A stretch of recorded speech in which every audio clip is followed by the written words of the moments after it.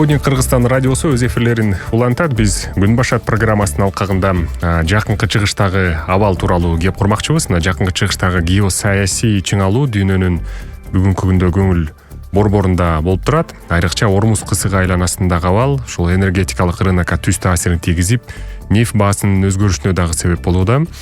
Бул кысык аркылуу дүйнөлүк мунайдын олуттуу бөлүгү ташылганы белгилүү. Демек, бул жерде жаралган ар кандай коркунуч глобалдык экономиканын туруктуулугуна сокку урушу мүмкүндүгүн бүгүнкү күндө белгиленип жатат. Ормуз кызыгы чындап эле жабылып калуу коркунучундабы, бул энергетикалык кризистин ушул башталышына алып келиши мүмкүнбү деген сыяктуу дагы соолдор бар. Мындай шартта дүйнөлүк экономика кандай өзгөрүшү мүмкүн? Ал эми бул жагдай Борбор Азия өлкөлөрүнө, анын ичинде Кыргызстанга таасири тийиши мүмкүнбү деген суроолор бар. Мына ушул соолдорго жооп алалы деп биз студиябызга экономика илимдеринин доктору, профессор Гурас Жапаровду чакырганбыз. Гурас Дүрбөлөңүз, саламатсызбы? Студиябызга кош келиптирсиз.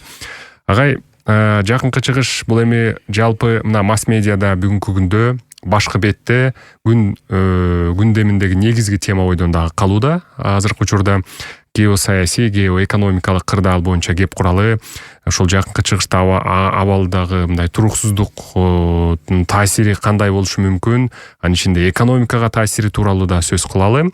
Белгилүү болгондой, мына АКШ менен Израиль 28 февралда Иранга сокку ура баштаган. Биринчи эле күнү өлкөнүн жогорку лидери ушул Аятолла Али Хаменеи, андан кийин аскердик жана бир катар саясий жетекчилер дагы ал жакта көз жумган. Андан кийин ушул окуя курчуп кеткен биз көрдүк. Мына ушул тууралуу агай бир кепти баштап берсеңиз, анан суроолорго өткөнүбүз туура болчудай. Рахмат.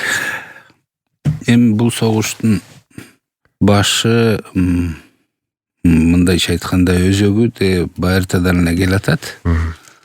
Бул биринчиден азыркы биз жөнөкөй кишилер же саясатчылар же баягы политологдордун көбүн угуп бир сыйра көрдүм. Анализ жасап көрсөм, алар ушу экономикалык таасир, экономикалык бир кандайдыр бир башкаруу же контролго алуу сыяктуу деп айтып атат. Бул Америка Кошмо Штат тарабынан. Израиль болсо территория жагынан. Ушул экөө, ушул эки максат деп атышат да.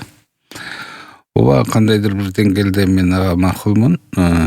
Анан экономика абалы боюнча өзүңөр байкап атсаңар керек. Бүгүн дагы эртең менен бир сыйра карап чыктым.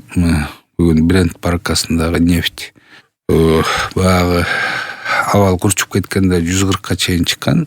Бир баррелге 140.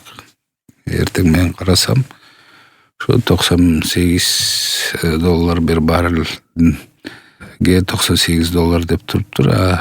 Июндук фьючерстер дагы ушунун тегерегинде, 98-тин тегерегинде. Анан геосаясатты ала келсек, эми Америка Кошмо Штаты Иранды соккон, бул ачыгын айтсак Кытайды сокту деген сөз да. Ушундай да кептер бар. Мен дагы кандайдыр бир деңгээлде кошулам. Анткени Ирандын нефти көбүнесе Кытайга кетчү да, түстөн түз. Израиль болсо өзүнүн биринчиден территориялык көзөмөлүн кичине кеңейтип атат. Андан тышкары Израиль менен идеологиялык согуш болуп атат да. Бул идеологиялык согуш ошо бүгүнкү күнү бомба самолеттун негизинде болуп калыптыр да. Ошон байыртадан ошондой эле. Эми бүгүн ушундай бир формасы пайда болду.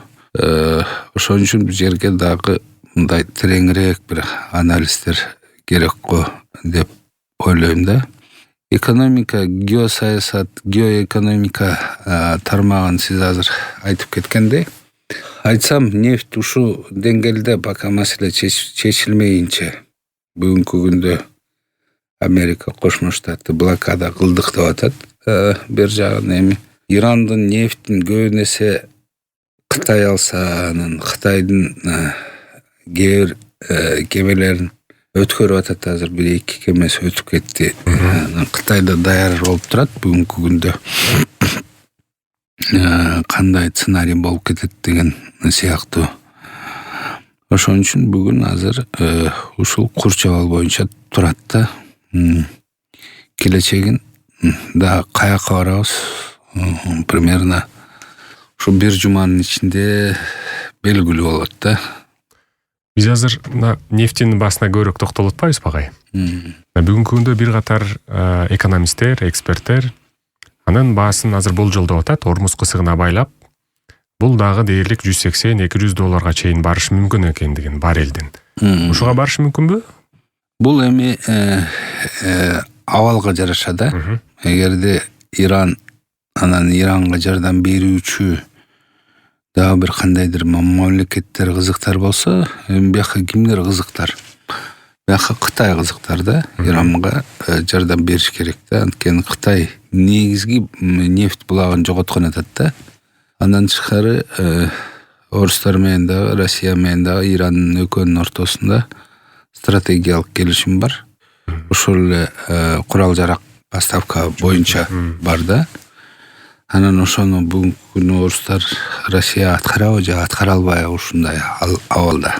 Бул аябай геосаясий, аябай мындай орчундуу жана мындай тонкий маселелер болуп атат да. Айта кетсем, Россия менен Кытай Иранга болушса, анда ар жакта бүгүнкү күнү тиги НАТО отказ берип койду да, Америкага жардам бергенде. Анда ал курчуп кетиши мүмкүн да. Эгер орустар кирип кетсе, анда НАТО кошулабыз дейт да. Ошого жеткирбеш үчүн кандайдыр бир бүгүнкү абалар эң негизги ортомчу болуп Пакистан бүгүн чыгып атат. Эми бияка Турция да кириш керек. Турция да ортомчу болуш керек. Анан Кытай да өзү ортомчу болсо, ошондо бир кандайдыр бир жыйынтык келет. Сиздин сурооңуз боюнча $200 чыгыш, мен азыр эле айтып кетиш, абал курчуп кетсе. Эгерде Иран кандайдыр бир деңгээлде ошол Ормуз кысыгын такыр эле бүт эле мина кылып салса, анын ичинде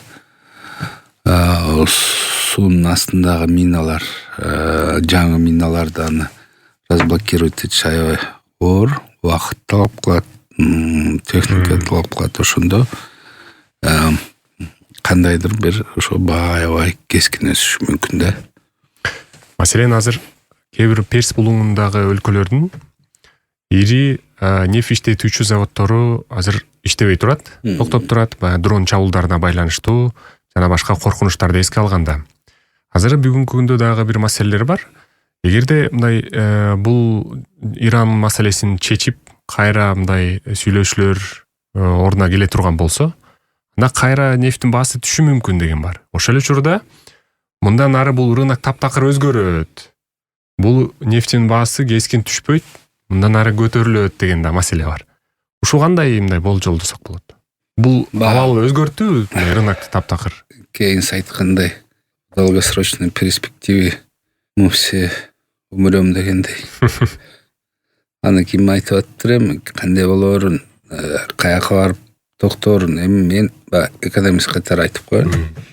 Ар бир согуш баштаарда, өзгөчө Америка баштаарда, менин оюмча, ошол эле Ирак, Сирия, Ливия, ушул мамлекеттерге атака жасап, кандайдыр бир шылтоолордун таап алып, анан булар ядролук курал жасагантат, бизге коркунуч жаратып атат деген согуштардын баары бул бизнес проект да. Ачыгын айтканда. Бүгүнкү согуш бул чоң бизнес проект. Ошол бизнес проекттин эң негизги максаты бүгүнкү күнү кандайдыр бир акча табыш керек. Силер может угуп калдыңарбы, уккан жоксуңарбы, ушу согуш башталаарда бир-эки американский бизнесмен ошо нефттин көтөрүлүшүнө ставка койгон да. Ошо бир күндө $40 миллион таап алды да, бир бизнесмен. Америкада муну инсайдердик маалымат деп айтылат. Инсайдердик маалыматты колдонгон үчүн аларда аябай катуу жаза болот. Эми бул бир маселе. Экинчи маселе жана мен айтып аткан бизнес проект аябай оор бизнес проект. Мында кишилердин тагдырына, мамлекеттердин бир кандайдыр бир түзүлүшүнө мындай сокку урган, бузуп ошолордун баарынан ошондон бизнес жасап аткан бул ошо Американын көп эле президенти ушуга келип токтоду да бүгүнкү күндө. Анан бул негизи ачыгын айтсам бул шайтандын бизнеси да. Анан бул жерден Израилдик лобби бар Америкада. Израилдик лобби деп коет. Аябай бай кишилердин баары ошо еврей улутунда. Алар конгресске дагы, президентке дагы, президент тегерегиндеги дагы кишилерге ошо Америка Кошмо Штаттын бүгүнкү күндө Трамптын тегерегиндеги дагы аябай таасир этет да. Израиль идеология менен территория керек болуп атат аларга. Өзлөрүнүн улуу Израиль деген программасы бар, ошону ишке ашырууга деген максат койгон.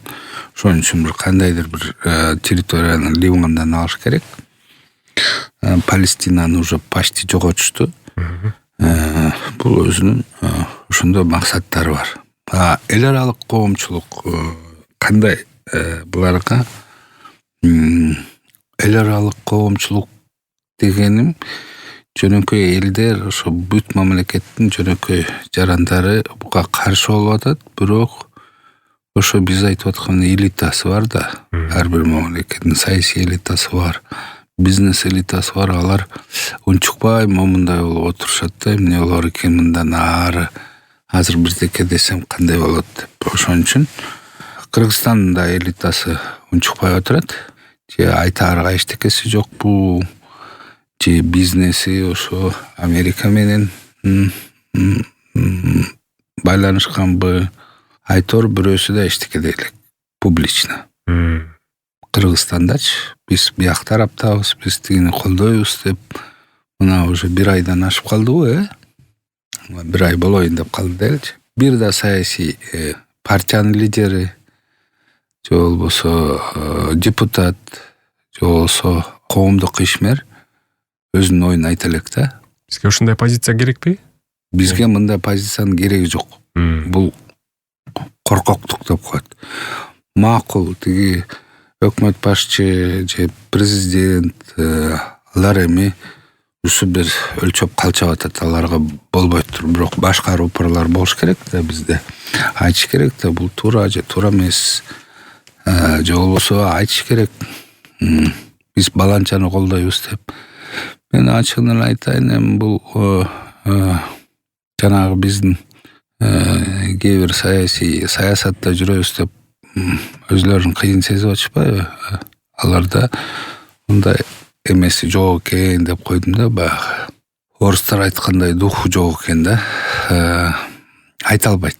Саясий эрки. Эрки да жок, айта албайт дагы. Көбүнчөсү билбейт эмне болуп атканынчы. Билгендер бар, алар унчук албайт да. Унчук албаган себеби эмнеге унчук албай атасың, эмнеге айта албай атасың деп отурабыз да азыр ошо. Бирөөсү да айта элек да, мындайбыз деп. Ооба, мамлекет тарабынан Иранга биз жардам бердик, гуманитардык жардам жибердик. Бул баягы жабык түрүндө биздин мамлекеттин колдоосу деп окусак болот да. Башка бир биздин саясатчылар айтыш керек эле тигиндей мындай деп айткан жок. Эми мен айтып атам, ушул боюнча биз бүгүнкү күнү жөн эле туруп бир мамлекеттин башчысын урдап кетүү, мисалы Венесуэланын башчысын жөн эле туруп каалаганда булар ядролук бомба жасаган атат, биз билип атабыз, сезип атабыз деп анан согуш ачыш, бул бир надандыктын туу чокусу да. Эл аралык укуктардын дагы бузулушу. Эл аралык укуктарды ошол америкалык президенттин Трамп айтканда ал мен түкүрдүм деген сыяктуудай айтты да, эл аралык укуктаргычы. Ошентип эле айтты.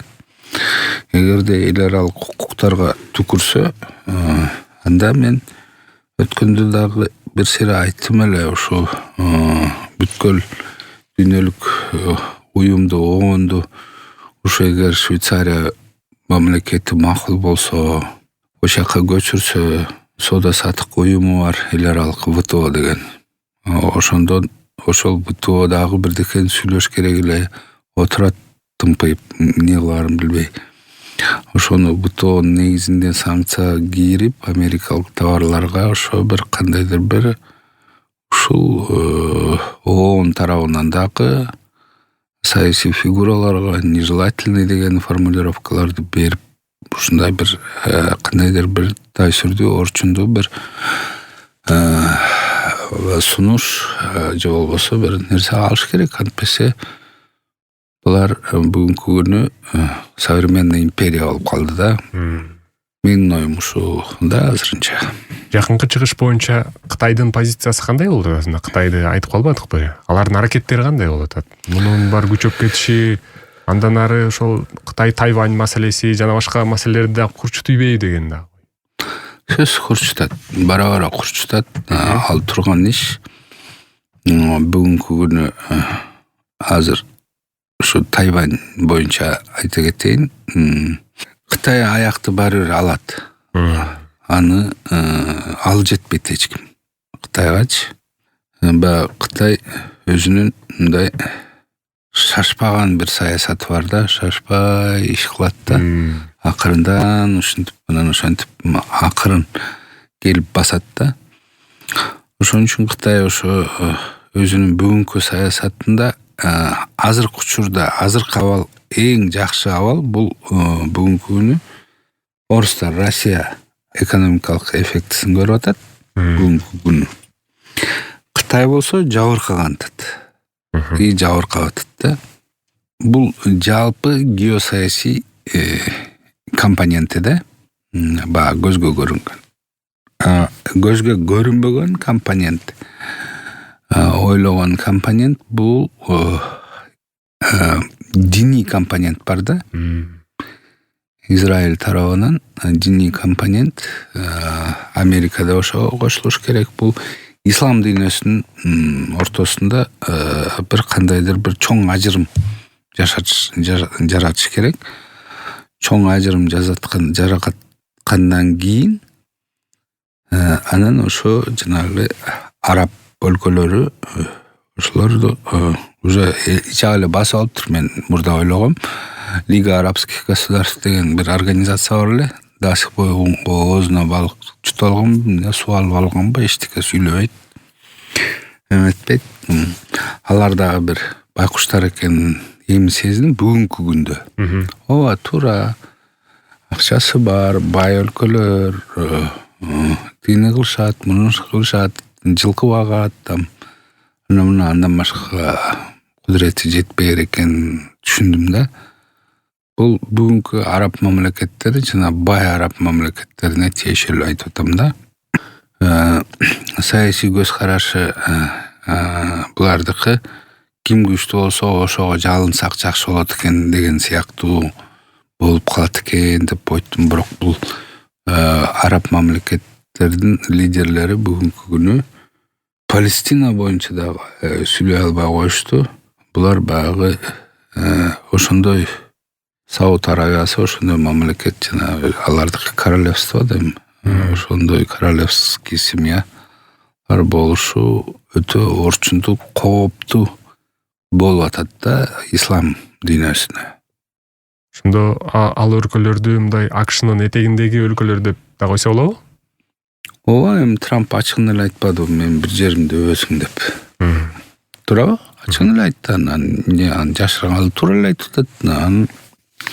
Ал беркиси болсо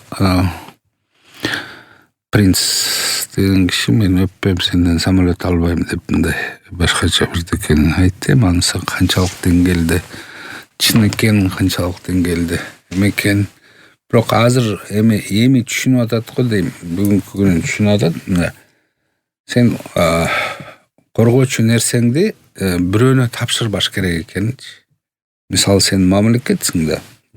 Мамлекет болсоң, кандайдыр бир деңгээлде өзүңдүн коопсуздугуңду бир 80-90% өзүң коргошуң керек экен.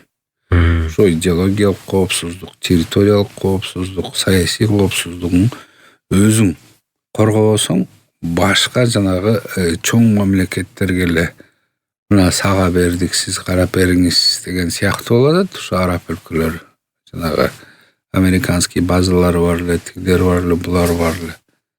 Алардан мындай толук деле чыккан жок деп калышты. Бир чети жакшы, өзүлөр тиги американецтерге кошулуп ошо аткылап ишкен жок Ирандычы. Азыркы учурда мына Пакистанда Израиль менен Ирандын мына өкүлдөрү жолугушуп сүйлөшүү аракетин көрүп, ал ийгиликсиз болду. Буга байланыштуу Трамп дагы бир катар кескин өзүнүн пикирлерин билдирди. Эгерде дагы мына ушул оңунан чыкпай турган болсо, бул иш мындан ары биз болуп көрбөгөндөй катуу чабуул коебуз, Иранды жок кылабыз дегенге чейин сөздөрдү белгилеп атат да. Бул кайрадан чыңалып кете турган болсо, дагы бир маселе бар да, мына экономикалык, саясий маселелерден тышкары гуманитардык кризис маселеси бар. Бул кандай уланышы мүмкүн? Ошол эле учурда качкындар маселеси пайда болот. Мына ошол эле Туркия жакка, Азербайжан жана башка. Анткени Ирандын калкынын көбүндө түрктөр, Азербайжанда жана башка улуттар дагы ал жакта жашашат. Таджиктер да бар. Аябай көп ошол жакта. Эми мындай миграция ар бир согушта ошо бул саясаттын ошо бир максаттын бири да. Атайын миграция жасатыш керек да. Эгер бир мамлекетте сен күчтүү болуп, анан дайыма эле бир коркунуч кылып эле бирдеке кыла берсең, аяктан биринчи кимдер кетет? Биринчи интеллигенция менен акылмандар кетип калат да. Анан барып анан инженер, анан берки жөнөкөй кишилер, ошолордун баары кача баштайт, баарына эле тынчтык керек да. Анан бул жерде баягы Ирандын бир өзгөчөлүгү бар да. Биякта булар идеологиясын ойлоп тапканда диний патриотизмди бүгүнкү күнү алдыга салды да. Ирандын саясий жетекчилиги Аятолланын тегерегинде. Аятолланыкы дагы бар, бирок Аятолланын акыркы сөзүн уксаңар, биз исламды сакташыбыз керек деген сөзү бар да. Иран эчтеке эмес, биз бүгүн исламга атака болуп атат, Иранга эмес деген сөзү бар да. Ал эми ислам өлкөлөрүн бириктириш боюнча айткан да, бирок кандайдыр бир деңгээлде бириге албай атат да. Жана айтып атпайбы, Лига арабских государств деген бир чоң уюм бар да. Ошо бүгүнкү күнгө чейин чогула элек да. Отурушат, ошо өзлөрүнүн тиги алтын тарелкасы менен алтын унитазында тамак ичип, андан башка ой деле жок. Же болбосо акчасын жоготуп алам деп коркобу. Ошо бай араб мамлекеттердин көбүнчөсү ошо америкалык баалуу кагаздарды алып койшкан да. Инвестиция ошол жакка кеткен. Бул дин маселесинде суннит шиит маселеси дагы фактор болушу мүмкүнбү? Атайын ошого ылайыкталган да, Иранга согуп атканда араб мамлекеттери көп жардам бербеши мүмкүн. Жанагы биз суннит, биз булар шииттер. Анан ошо исламдын ичиндеги ажырымды колдонуп туруп согушкан да. Мындай болбош керек деп, бири-бирин жардам бербейт деп. Америкалыктардын жана израилдиктердин жаңылганы ошондон болду да. Элин түшүнбөй калды, бул перстер кичине башкачараак, арабтар башкачараак көз карашы, көп нерсен мурда кыйын эле, анан кийинчерээк баягы башкача болуп калды. Ток акчасы көп, кыйынчылыкты көрбөгөн, акыркы 70-80 жыл ошондон келип чыгып атат да. Бүгүнкү күн эмне кылабыз, кандай кылабыз деген. Анан жана сиз айтып кетпедиңизби, диний ажырым. Азыркы күндө диний ажырым, көз караш, аркы берки деген болбош керек. Азыр бүгүнкү күнү ошо менин оюмча да, ошо ислам коомчулугу ошо бириккенге аракет жасаш керек. Анан баары бүткөндөн кийин анан бөлүнө бер 40-ка бөлүнөсүңбү, 4000ге бөлүнөсүңбү, эмне бүгүн коркунуч бар. Эми мына Персия деген абдан чоң өлкө болгондо да анын тарыхы абдан терең да. Мына перстердин тарыхы боюнча. Анан бул согушка Иран абдан көп узак мөөнөттөн бери даярданып келе жаткандыгы, андагы курал-жарактын акыркы технологиялары колдонулуп жаткандыгы тууралуу. Анан эми сөз түрдө ушул уранды байытуу маселесинде дээрлик 60%га жетип калган жөнүндө сөз болуп атат. Анан кээ бир эксперттерди мындай окуп калганда, АКШ ушул чабуулду жасап жатканда муну кичине көпкө эскей албай калганбы? Бат эле ушул аятолланы кулатсак, же болбосо бир чоң ушундай чабуулдарды аскердик элитасын ала турган болсок, алар мындай чаржайыт боло баштайт, ичинде хаос болот деп ойлогон, бирок андай болгон жок. Иран абдан бир туруктуу экен, бири-бири менен мындай аябай бириккен эл экен деп белгилеген жагдай бар да. Чын эле ушундай болуп атабы? Чын эле ушундай да. Мисалы, ушу перстерди анан жанагы Ирактагы жашагандардын мисалын келтирейин да. Иран, Ирак экөө илгери согушканын билесиздер. Иракка баягы наземный операция болуп антип миткенде баары качып керек болсо Саддам Хусейнди кармап беришкен да. Аларда кандайдыр бир бирдиктүү мындай бир идеологиясы болуптур да. Ошон үчүн батыр арасы патсетип калды да. Андан кийин Ливияны дагы талкалаганда башчысын алганда эле баары урап калды да. 2-ге бөлүнүп, 3-кө бөлүнүп, антип. Сирия боюнча да ошондой болду.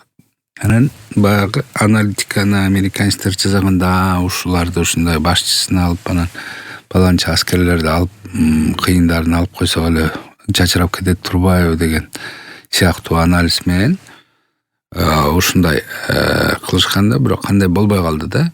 Андай болбой калды, андай кээ бир мамлекеттерде андай болбойт. Тышкы коркунуч келгенде биригет. Керек болсо мурда куугунтукта жүргөндөрү келип атат, Иранга көрүп атабыз биз дагы. Анан бул байыркы тарыхы бар перстердин.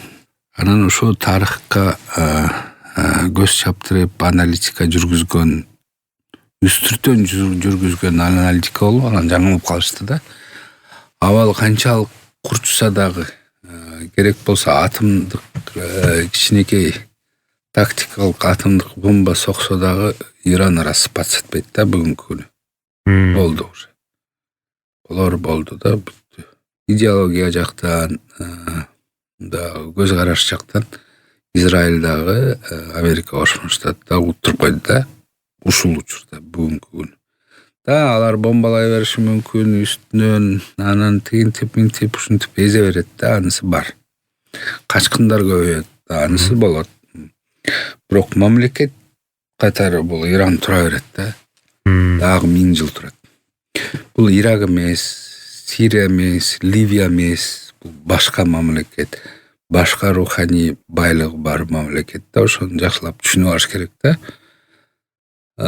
Анан дагы бир баардын оюнда жок нерселер көп. Мисалы, Иракты соккондо бул Ирак исламдын тарыхында эмне деген чоң мамлекет болгон, өзүлөрүнүн маданияты кандай эле, ошолордун баарын америкалык солдаттары тиги тарыхый буюмдарды, кандайдыр бир нерселердин баарын урдап кетишти да Америка. Ачыгын айтыш керек, бул жакта эч ким айта элек бүгүнкү күнү. Мен айтып атам азыр, ошо Иракта болгон байыркы тарыхый нерселердин баарын Американын солдаттары, Американын правительствосу урдап кетти Иракта. Бүгүнкү күнү Иранды да ошентебиз деген, Сирияда да ошондой. Урдап кетишти. Ливиядагы ошондой болду. Булар багы Востоктун өзөгүн жоготобуз бүгүнкү күнү, тарыхый, руханий, жана Сириядагы көп архитектуралык аябай чоң исламга маанилүү, исламга чейинки дагы туралы көп нерселерди бомбалап салышпадыбы? Ошо булар жалпысынан баягы маңкурт кылгысы келип атат окшойт деп ойлоп калам да менчи. Анткени ушул тарыхый нерселерди жок кылып салсаң, келечектеги балдар ошо көрсөтө албайсың да. Болгон ана мына деп коесуң да. Бүгүн деле Колизей турбайбы канча жылдан бери, мисалы Италияда да бузулуп калса дагы турат да көрсөтүп атат да. Биз ушундай кыйын болгонбуз, империя болгонбуз, Рим империясы болгонбуз деп. Тилер көрсөтө албай атышат да. Ошон үчүн бул дагы ошо жана экөөбүз айтып метип кетпедик, бул идеологиялык согуштун тучоксу болуп атат. Жакын чыгыштагы абалдан Европадагы жапа чегип атат.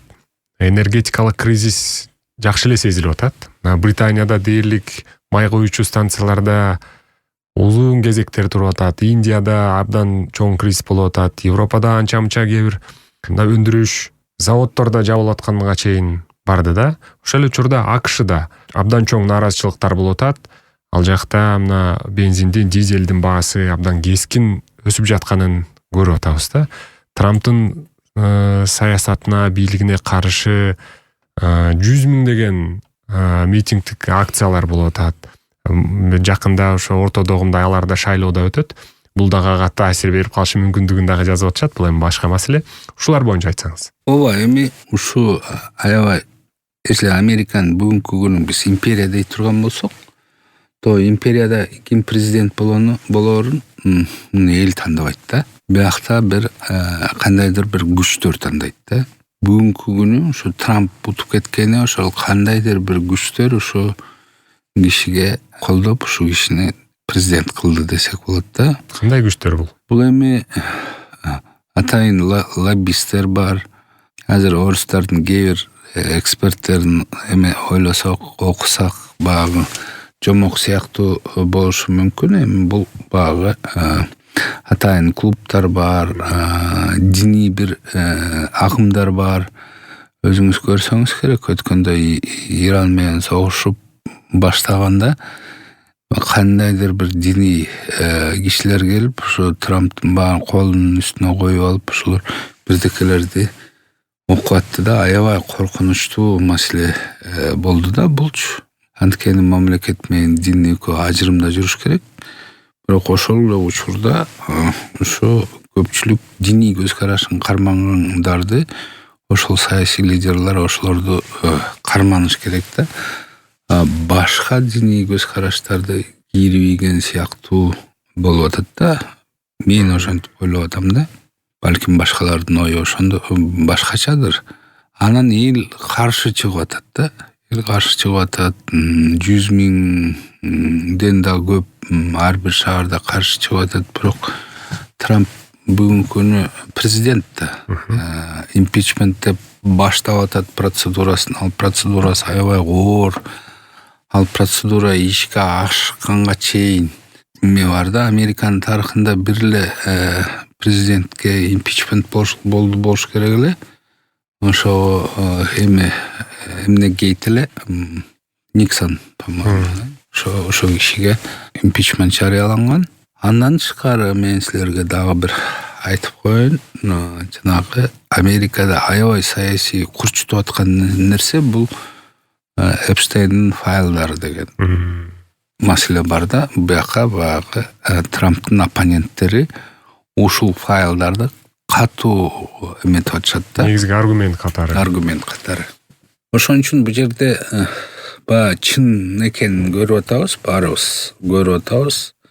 Не болгонун, кандай болгонун, өтө коркунучтуу нерселер болгонун, адамзаттын өзүнүн табиятынан башка жакка бурулганына көрүп, анан ошондой кишилер кээ бир 6 үй бүлө бар дүйнө жүзүндө. Ошол 6 үй бүлө ушу көп королевский, анын ичинде Американын президенттеринде башкарганга кудурети жетет да. Биз кептин башында Кытай маселесинен да баштап калдык да көбүрөөк. АКШнын бардык бүгүнкү күндө жасап жаткан иш аракеттеринин көбү Кытайга багытталарына каршы. Кытайга балким мындай дагы макала окудум. АКШ Кытайга аскердик жактан эч кандай бир мындай атаандаштык кыла албайт. Башка жактардан дагы болушу мүмкүн. Ошол себептен Иран аркылуу же башка өлкөлөр аркылуу Иранда Ормуз кысыгы жабылды жана башка. Анан ал жакта энергетикалык кризис башталды. Өндүрүштөр, заводдор жабылат, ошентип экономикалык алсаратуу кылып, анан калган иштер болорун. Өзүнүн максатына жетип атабы же бул кандай? Эми ушундан Кытай кантип чыгашы мүмкүн деген ой. Эми Кытайда байыркы мындай саясаттардын далайын көргөн. Бирок мен азыр айтып коеюн, көбүн Кытай Ирандан 40% чейин Ирандын нефтин Кытай алчу да. Ооба. Причем арзан алчу. Багы логистикасы да жакшы болчу. Эми Кытай бүгүнкү күнү эгер ушундай болуп дагы созула турган болсо, анда жанында Россия бар да. Россиядан алат. Бул дагы бир варианты бар да, запасной варианты коелчу. Газды да ошентет да. Россияга багы санкция объявить этип алышып, багы шахматная доска деген бар эле, бир кыйын кишинин китеби. Өзлөрү ловушкага түшүп калды да. Цунг деген бир теория бар, шахматта ушуга түшүп калды да. Америкачы өзү түшүнбөй калды, кантип түшүп калганынчы. Азыр ловушка патовый ситуация болуп калды да азырчы. Патовый ситуация. Биягынан ички саясий эмеси Трамптын курчуп кетти. Эл аралык аброй түшүп кетти Американын. Анткени НАТО прямо отказ берди, Евросоюз прямо отказ берди. Биз кошулбайбыз силердин незаконный согушуңарга деп. Жаңгыз бүгүнкү күнү Трамптын Америка Кошмо Штаттын союзниги бул Израиль болуп калды да. Бул ушу патовый ситуация, который он каким-то образом бир кандайдыр бир не болсо да чыгышым керек деген азыр активный поискте да. Эмне болсо чыгышым керек деттирбей эле бул улуу киши да Трамптагы. Ошон үчүн жөн эле сворачивать этип туруп, биз уттук деп барып отуруп калыш керек да болду. Мен чогуу эсебин айтып атам да. Эгерде ошентип барып отуруп калса, жана мен айтып кеткен нерселер курчуп кетет. Ички саясий абал курчуйт да, аябай. Анан элди жана башкаларды кандайдыр бир саясий күчтөрдү алаксытыш үчүн ошо Иранды курчутуп атат да улам. Бир жыйынтыктоочу суроо болсун агай. Убактыбыз да соңуна келип калды. Мына ушунун баары Кыргызстанга таасири боюнча биз Евразия экономикалык биримдигине мүчө өлкөбүз. Биз көбүнчө мына нефтини, газды Россиядан алабыз. Болгондо да канча бир көп негизги бөлүгүн пошлинасыз, бажы алымысыз Россиядан ташып келебиз. Бир катар стратегиялык өнөктөштүк болгонубуз үчүн, уюмга экономикалык биримдикке киргенибиз үчүн бир катар жеңилдиктер, арзандатуулар бар деген маселе бар. Бирок ага карабастан дүйнөлүк рынокто мына Brent үлгүсүндөгү нефтин баасы көтөрүлүп атат. Ал эми Россиянын Уралс деген Уралс дегени бул андан дагы жогору сатылып атат да бүгүнкү күндө. Анан бул дагы сөзсүз түрдө эми биздеги азыр Кыргызстанда запастар түгөнсө, анын таасири сөзсүз бизге тиет дагы. Дизель жана башканын баары мына кымбаттай турганы мындай сөз болуп кетип атат да. Кандай болушу? Заправкага барасыңбы өзүң? Ооба. Кандай болот эми? Көчө эле 78-79 эле бүгүн уже 82-81ден сатып атат да. Биз мындай кийинкисин сурап атабыз да. Ооба, ошону айтам да. Сөз тиет таасири. Кээ бир бизде жана ассоциация нефтетрейдеров дегенде өткөндө угуп отурам. Бирөөлөр депутаттар суроо берди окшойт. Антимонопольныйдын жетекчисинин орун басарына жок эчтеке болбойт дегендей суроо берет да, өзүн сооротот да, бизде Кыргызда мындай бар го, ооруп атсаң деле ооруган жоксуң, баары жакшы дей берет го. Анан алдын ала бизде прогноздорду бере албайбыз да, көп учурда аналитикабыз жок. Жок, просто жок, ачыгын эле айтайынчы. Жок, вообще жок. Эртең эмне болобуз, бүрсүн эмне болобуз, 5 жылдан эмне болобуз? Ооба, стратегиялык документтерди түзгөнбүз, 30-жылга чейин баланчага жетебиз, тигинтебиз, мынтебиз деген. Бул негизги продукция, колдонуучу продукциялардын бааларын кандай болот, дүйнөлүк ушундай бул геосаясий нерселер курчуп кетсе, анда кандай болот? Же болбосо дагы бир Кудай сактасын, пандемия сыяктуу бирдек болуп кетсе анда кандай болобуз деген сыяктуу бир ушундай бир нерселер болуш керек да. Мен сразу эле айтып коеюн, баа өсөт, бензинге дагы, дизелге дагы, газга дагы. Газ өстү уже. Бүгүнкү күнү июньский фьючерстер, мен брендтикин айтып атам, Urals'тыкы дагы айтып коеюн, алардыкы да көп экен. $98 сатып атат да. Бул июньскийлердики. В моменте июнь болгондо, июль августовский көтөрүлөт. Аналитикасын бир сыйра карасам, көтөрүлөт. Анткени азыр цепочки поставоктор аябай оор болуп калды да. Анткени кээ бир учурда Иран жанагы миналарын анткен ары-беркилерин коюп салыптыр. Кээ бир портторго страховой компаниялар жанагы чоң танкерлерге страховка бербей атышат да. Гарантия жок, бербейбиз дейт. Танкерлер жылгысы келбей атат без страховки. Без страховки башка портко барып токтогонго укугуң да жок да. Ошон үчүн бул жерде дагы аябай кымбат болот. Именно не за счет именно за счет баягы логистиканын кымбаттыгынан. Ушундан болот да. Азыр мунун последствиясын эртең токтоп калган күнү дагы мунун последствиясы дагы 6 ай 7 айга чейин барат да. Агай, сизге чоң рахмат. Эми бул маселелер абдан чоң тема. Негизгилерин сурап калганга аракет кылдык.